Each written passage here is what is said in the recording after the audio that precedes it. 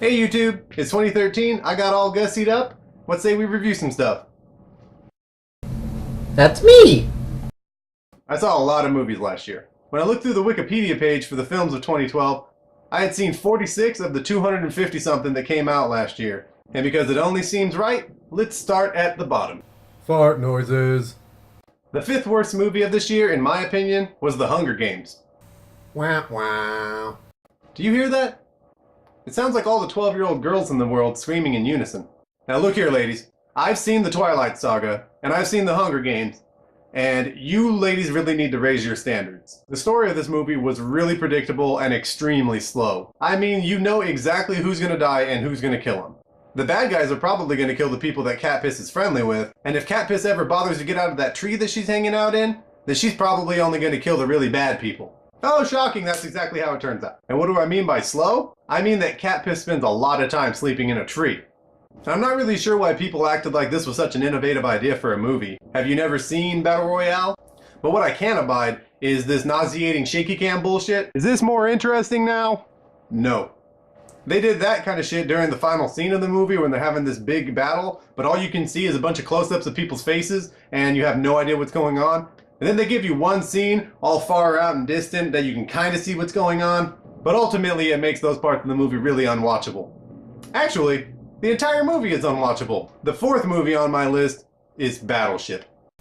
Wow, wow. I remember not too long ago when it used to be a joke that Hollywood was so hard up for ideas that they would actually turn a board game into a movie. And I'm sure we all hoped that Hungry Hungry Hippos came first. But that joke actually became a reality when they turned Battleship into a movie. They added aliens somehow? I don't remember that in the board game. Hey, you sunk my Star Destroyer! This movie redefined the word dumb when you refer to big dumb action movies. And I don't think any of us were really that surprised that the performances in this movie were crap. I mean, Liam Neeson is always good, Rihanna was surprising, and Taylor Kitsch ruined Gambit.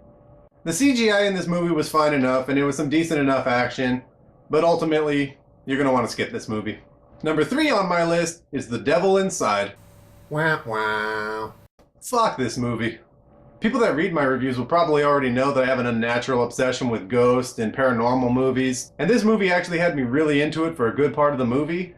It actually pulled off some decent enough creepiness and some chills and a couple of startles. What fucks this movie up is the ending, or the fact that there wasn't one. It was like... I'm just kidding. It was like, fuck this movie. It's like this one girl's possessed and they're driving down a highway and then it's over. I suppose I could recommend this movie to you if you rented it and you could throw a chair at your TV 15 minutes before it ended, but I think I'd rather just tell you not to watch it. That seems like it'd be expensive.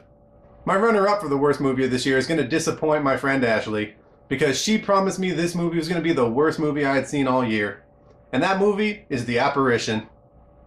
Wow, wow. I can kind of understand a filmmaker feeling like there are no new ideas to be found in Hollywood anymore, and so he's just going to take ideas from other movies, like The Grudge and The Ring.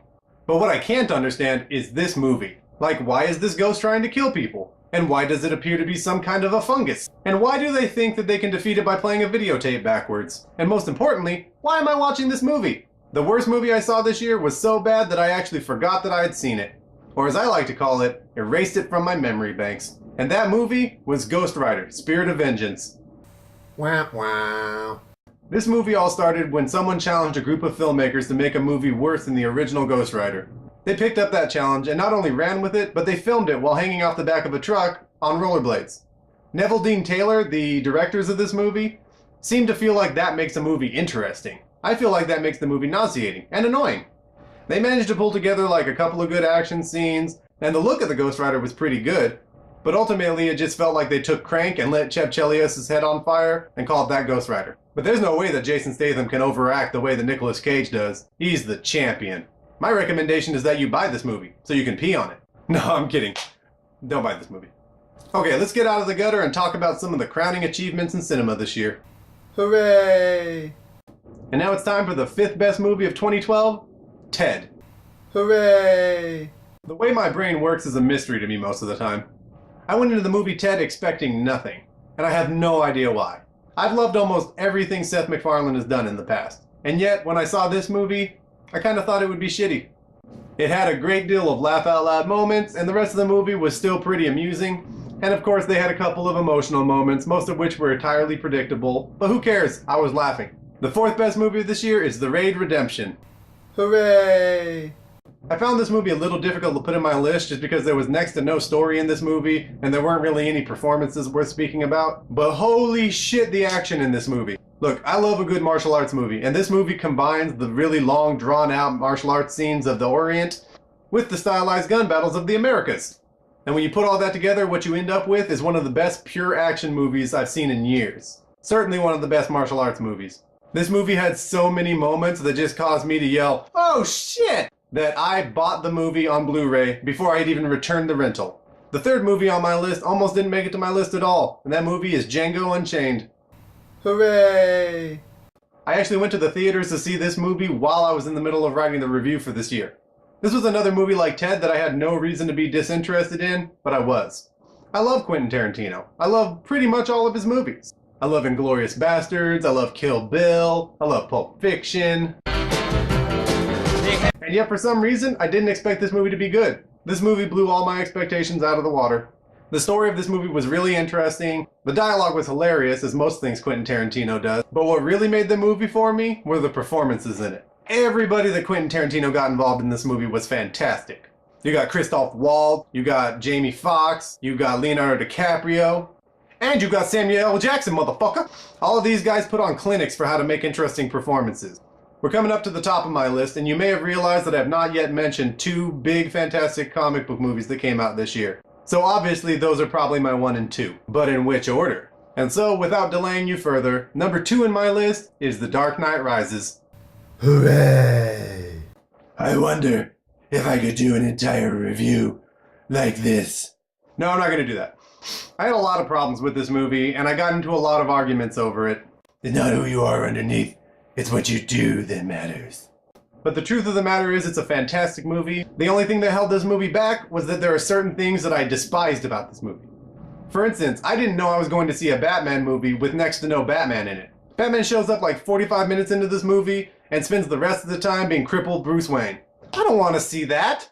Granted, they filled a lot of the rest of that time with fantastic additions of Anne Hathaway and Tom Hardy as Bane, because Tom Hardy was the boss. And Anne Hathaway wore skin-tight suits through most of the movie.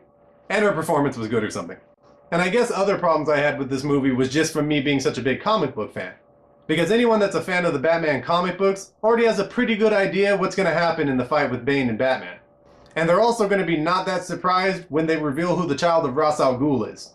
But that stuff didn't really take me out of the movie that much. This is an excellent movie, the conclusion of an excellent trilogy, but quite frankly, it couldn't live up to the standards of its predecessor. Alfred, get me out of here. And that only leaves one thing to be at the top of my list. The Avengers. Hooray! I know that The Dark Knight was a lot smarter movie and had a much deeper story, but that's not really why we go see movies, is it? I go see movies to be entertained. And this movie was pure nerd boner, smeared across film and shown to me for my masturbation purposes. And that is probably the grossest review of this movie you'll ever hear. You're welcome. This movie was filled with laugh-out-loud moments, over-the-top crowd-pleasing action, and actually some pretty great performances. Plus, growing up, I was always a Marvel fan, so it has to win. So those are the best and worst films of 2012. I hope you enjoyed the reviews, and please like this video and subscribe to my channel. And if you take issue with any of the movies that I gave best and worst of this year, please feel free to comment. And come back next week when I'll review the video games of 2012. And so for this week, my name is Robert, And 2012 has just been reviewed. Alfred,